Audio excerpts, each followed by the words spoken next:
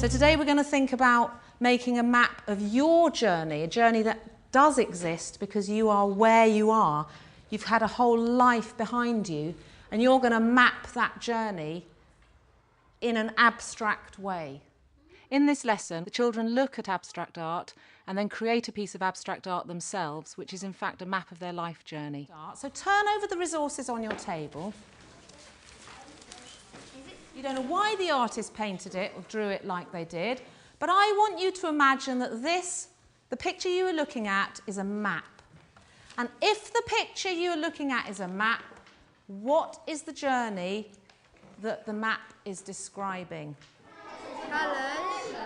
Where possible, look at prints of art. Don't just use the interactive whiteboard, which I know is really easy to do. It's important that the children get an opportunity to look really closely at detail in art and become immersed in it. Why do you say disturbing? Because it's just like really weird. Because it's weird. Fair enough. Birds in, what are they? In triangles. What sort of journey is this a map for? What sort of person has drawn this map? James? Something that doesn't make sense, like that's all messy, sort of like Great. the window falling up for no reason. It's all like out of the box ideas that people think of, so like ideas that no one has ever thought of before. Anime? Someone who likes an adventure.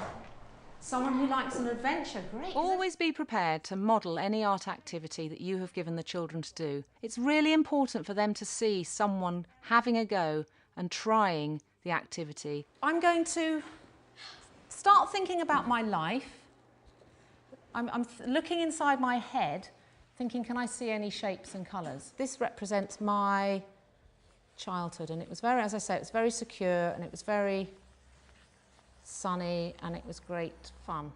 I asked the children to ask me about my picture, to show them that everything on the picture was relevant to me. It was a map of my life journey. What's that? That is the dark woods. My school was in a wood. Yeah. I lived next to a wood, and this is kind of the depth of the wood. What's that? Right, okay. This is college, and I think that red is sort of the rest of my life that came out of my life of being at college. And it ended up being a bit of a frame. So to anyone else looking at that, it's an abstract piece of art. But to me, every mark and the colours have a significance. Right, okay, I'm going to put some pastels on the tables. Oil pastels are a great, cheap resource to always have in your classroom. They are bold, blend well, and are really easy to use.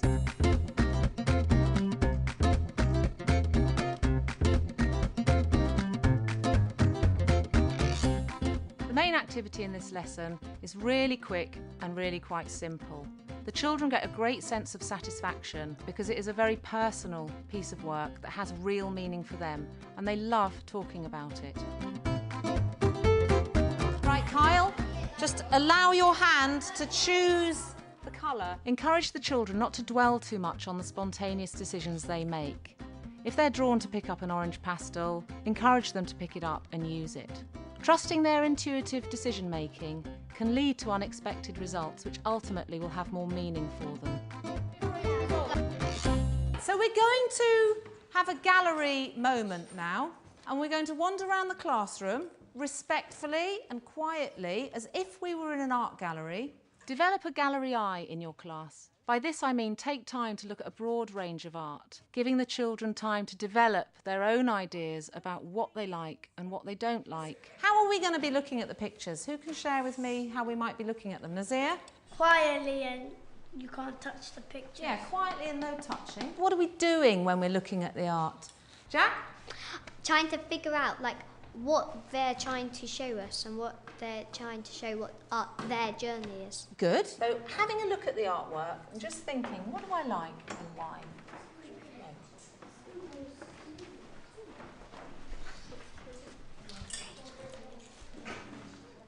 Use post-it praise.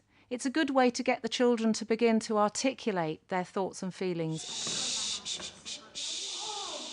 But who would like to share with the class a picture that they particularly like and why?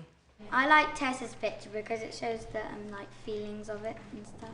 Like it shows how she moved, like how she felt when she was there. Thank you. Tessa, could you hold up the picture and tell us a little bit about?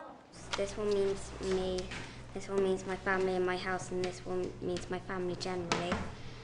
These mean all the journeys I've had, and these are the journeys I needed to do to have the journeys I had. Excellent. Okay.